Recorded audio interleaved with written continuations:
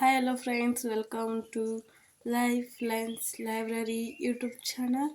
ನಾನು ನಿಮಗೆ ಇವತ್ತು ಹೇಳ್ತಿರೋದು ಭಗವಾನ್ ಬುದ್ಧ GM ಕೃಷ್ಣಮೂರ್ತಿ ಅವರು ಬರೆದಿದ್ದಾರೆ. ಈ ಪುಸ್ತಕ ತುಂಬ ಅದ್ಭುತವಾಗಿದೆ. ಇದು ನನಗೆ ತಂದುಕೊಟ್ಟವ್ರಿಗೆ ತುಂಬ ಥ್ಯಾಂಕ್ ಯು. ಇದನ್ನು ಓದಿದಾಗ ಒಂದು ಅದ್ಭುತವಾದ ಭಗವಾನ್ ಬುದ್ಧರ ಬಗ್ಗೆ ಒಂದಿಷ್ಟು ತಿಳಿಯಿತು. ಬುದ್ಧ ಎಂದರೆ ಬೆಳಕು ಕಂಡವನು ಮತ್ತು ಆ ಬೆಳಕನ್ನು ಜಗತ್ತಿಗೆ ತೋರಿಸಿಕೊಟ್ಟವನು. ಸ್ವಪ್ರಯತ್ನದಿಂದ ಮುಕ್ತಿ ಮಾರ್ಗವನ್ನು ಕೊಂಡುಕೊಂಡು ಬುದ್ಧ ಇತರಿಗೂ ಕೂಡ ಆ ಗುರಿಯನ್ನು ತಲುಪಿ ಬಿಡುಗಡೆಯನ್ನು ಪಡೆಯುವಂತೆ ಬೋಧಿಸಿದ ಮಹಾಗುರುವಾಗಿದ್ದಾನೆ. ಬುದ್ಧನನ್ನು ಪಂಚೇಕ ಬುದ್ಧ ಎಂದು ಕರೆಯುತ್ತಾರೆ. ಅಂದರೆ ಈ ಮೌನಿ ಬುದ್ಧ ತನಗೆ ಗೊತ್ತಿರುವ ಸತ್ಯವನ್ನು ಬೇರೆಯವರಿಗೆ ತಿಳಿಸಲಾರ. ಅವ್ರಿಗೆ ಏನಂತಾರಂದ ಪಂಚೇಕ ಬುದ್ಧ ಅಂತಾರೆ. ಆದರೆ ಪರಿಪೂರ್ಣ ಬುದ್ಧನನ್ನು ಸನ್ಮಾನ ಸಂಬುದ್ಧ ಎಂದು ಕರೆಯುತ್ತಾರೆ. ಈತನು ತಾನು ಕಂಡ ಸತ್ಯದ ಬೆಳಕಿನಲ್ಲಿ ಬೆಳಗುತ್ತಲೇ ಇತರಿಗೆ ಬೋಧಿಸುತ್ತಾನೆ. ಒಮ್ಮೆ ಒಬ್ಬಳು ಗೃಹಿಣಿ ಬುದ್ಧನಿಗೆ ದುಃಖದಿಂದ ಬಿಡುಗಡೆಯಾಗುವ ಮಾರ್ಗವನ್ನು ಸರಳವಾಗಿ ಬೋಧಿಸುವಂತೆ ಪ್ರಾರ್ಥಿಸಿದಾಗ ಬುದ್ಧ ಈ ರೀತಿಯಲ್ಲಿ ಉಪದೇಶಿಸಿದ. ಸಬ್ ಪಾಪನಸ್ಯ ಅಕರ್ಣಂ ಕುಶಲಸ್ಯ ಉಪಸಂಪದಃ ಸಚಿತ್ತ ಪರ್ಯೋದಪನಂ ಯತಂ ಬುದ್ಧಾನುಸಾನನಂ. ಅಂದರೆ ಮಾತಿನಲ್ಲಿ, ಕಾರ್ಯದಲ್ಲಿ ಅಥವಾ ಮನಸ್ಸಿನಲ್ಲಿ ಕೂಡ ನೋವನ್ನುಂಟು ಮಾಡುತ್ತಾ ಪಾಪವು ಮಾಡಬಾರದು. ಯಾವಾಗಲೂ ನಾವು ಸುಖ ಶಾಂತಿಗಳನ್ನುಂಟು ಮಾಡುವಂಥ ಕರ್ಮಗಳನ್ನು ಮಾತ್ರ ಮಾಡಬೇಕು.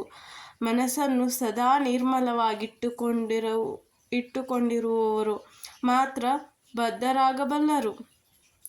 ಬುದ್ಧನ ಕಾಲದಲ್ಲಿ ಅಂಗುಲಿ ಮಾಲ ಎಂಬ ಮಹಾಕೂರಿಯೊಬ್ಬನಿದ್ದ.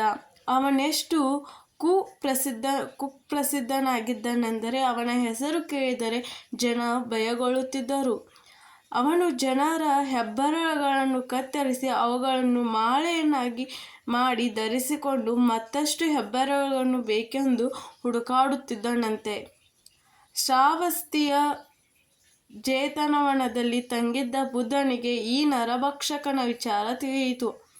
ಕಾಡಿನಲ್ಲಿ ಆತ ವಾಸವಾಗಿದ್ದಾನೆ ಎಂದು ಅರಿತ ಬುದ್ಧ ನಿರ್ಭೀತಿಯಿಂದ ಕಾಡಿಗೆ ತೆರಳಿದ. ಜನರು ತಡೆಯಲು ಪ್ರಯತ್ನಿಸಿದರು.